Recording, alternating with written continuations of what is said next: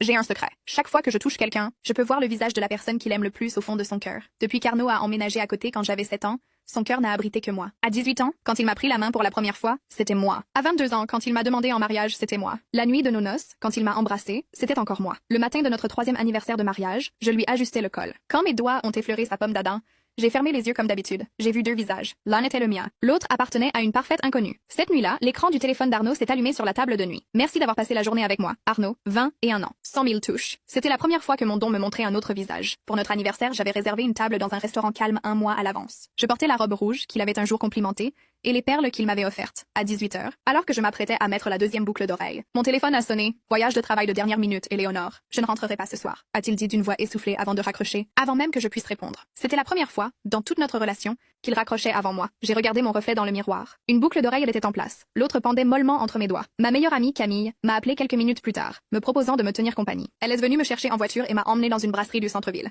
Mais lorsque sa voiture s'est garée, ma main s'est figée sur la poignée de la portière. À travers la grande baie vitrée du restaurant, j'ai vu Arnaud. Il était assis à une table près de la fenêtre. En face de lui se trouvait une jeune femme d'environ 25 ans, avec de profondes fossettes quand elle riait. Arnaud avait tendu la main par-dessus la table pour essuyer délicatement d'un pouce une trace de crème au coin de sa bouche. C'était un geste qu'il faisait pour moi depuis que nous avions 18 ans. Camille les avait vus aussi, serrant le volant avec l'intention d'entrer pour exploser. Je l'ai retenu. Non, ne fais pas ça, ai-je dit doucement. Qui est-elle, Éléonore? Je ne sais pas. À 11 h ce soir-là, Arnaud est rentré à la maison. Il avait apporté un bouquet de roses rouges, comme chaque année. Après sa douche, il m'a prise dans ses bras par derrière, posant son menton sur mon épaule. Je suis vraiment désolée pour aujourd'hui, Éléonore. Je te promets que je me ferai pardonner très vite. J'ai fermé les yeux. 2 visages vacillaient dans mon esprit, le mien et celui de l'autre femme. 50-50. Pour la première fois en 21 ans, j'avais vu quelqu'un d'autre dans son cœur. Une fois qu'il s'est endormi, j'ai pris son téléphone. Le mot de passe était toujours la date de mon anniversaire. Un contact nommé Sophia était épinglé en haut de sa liste de conversations. Les messages avaient recommencé 6 mois plus tôt, passant lentement de mises au point professionnelles à des plaisanteries quotidiennes, de simples confirmations à de tendres messages de bonne nuit. Je suis de mauvaise humeur aujourd'hui. J'ai besoin de quelque chose de sucré. Avait-elle écrit? Je t'apporterai une pâtisserie de la boutique en bas. Avait-il répondu? Un autre message de sa part disait: le restaurant que tu m'as recommandé n'était pas terrible quand j'y suis allée seule. La prochaine fois, tu dois venir avec moi. Le dernier message était celui de ce soir-là. Merci d'avoir passé la journée avec moi, Arnaud. J'ai reposé le téléphone et me suis allongée dans le noir. Arnaud s'est retourné, me serrant instinctivement contre lui,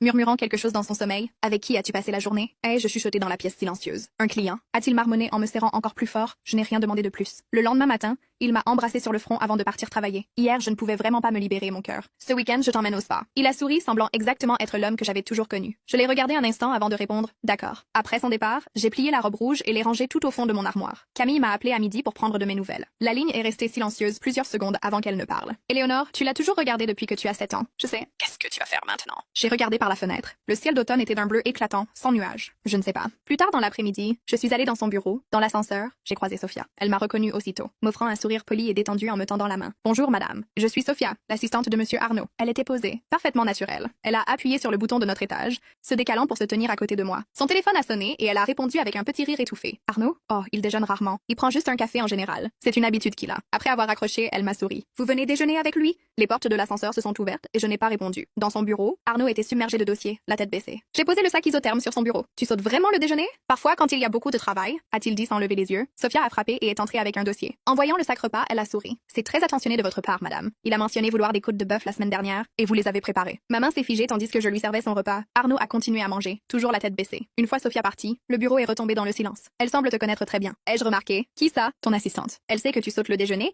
et qu'il n'y a que le café qui compte pour toi. Il a posé ses couverts. Éléonore, c'est mon assistante. Connaître mes habitudes quotidiennes, c'est littéralement son travail. Ah oui? Qu'est-ce qui t'arrive en ce moment? A-t-il soupiré l'air épuisé? Tu es la seule dans mon cœur. Il a repris ses couverts et est retourné à son assiette. Cette nuit-là, il a travaillé tard dans son bureau. Quand je lui ai apporté un verre de lait à 22 h, l'écran de son téléphone s'est allumé avec un selfie que Sophia venait de lui envoyer. Dès qu'il m'a vu, il a retourné le téléphone face contre le bureau. Juste des choses de travail, a-t-il dit. Je ne t'ai rien demandé. Ai-je répondu en posant le verre? Avant de sortir, ma main est restée un instant sur la poignée de la porte. Mais il ne m'a pas rappelé. Le dimanche. Il a essayé de rattraper notre anniversaire manqué quand nous sommes arrivés au restaurant. L'hôtesse a souri chaleureusement. Monsieur Arnaud, votre table habituelle, c'était la 2e table près de la fenêtre. Exactement l'endroit où je l'avais vu avec Sophia. En m'asseyant, j'ai fixé la chaise vide en face de moi. Tu amènes souvent d'autres personnes ici. Sa main s'est arrêtée tandis qu'il me versait de l'eau. Seulement des clients. Pourquoi? Pour rien. La vue est belle. De retour des toilettes, il a mis un morceau de viande dans mon assiette. Arnaud, tu as parfois l'impression qu'il y a quelqu'un d'autre entre nous? Sa main s'est figée en l'air alors qu'il décortiquait une crevette, mais il s'est vite repris. Qui voudrait être entre nous? Pourquoi tu dis ça? Pour rien. Juste une pensée. Après le dîner, son téléphone a vibré. J'ai aperçu l'écran lorsqu'il l'a légèrement légèrement incliné loin de moi. Sophia. À demain, Arnaud. Il a répondu par un emoji rapide, a verrouillé l'écran et m'a pris la main. Rentrons à la maison? Je me suis laissé guider dans la rue, regardant nos mains enlacées. Les réverbères projetaient nos ombres longues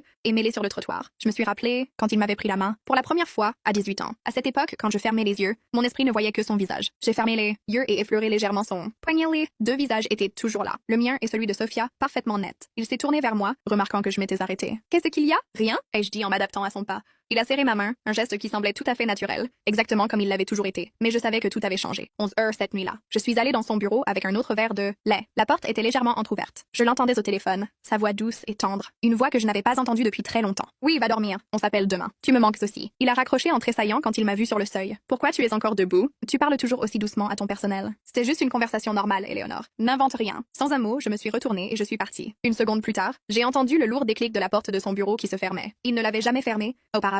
J'ai attendu 20 minutes dans notre chambre. Quand il est enfin entré et m'a vue assise sur le lit, je l'ai regardé. Arnaud, il faut que je te dise quelque chose. J'ai un secret depuis que je suis petite. Chaque fois que je touche quelqu'un, je peux voir le visage de la personne qu'il aime le plus au fond de son cœur. Il s'est figé, sa veste à moitié retirée. Quand je t'ai touché à 7 ans, j'ai vu mon propre visage. Quand tu m'as pris la main à 18 ans, c'était moi. Quand tu m'as demandé en mariage, c'était moi. Mais le jour de notre anniversaire, quand je t'ai ajusté le col, j'ai vu deux visages, le mien et celui de Sophia.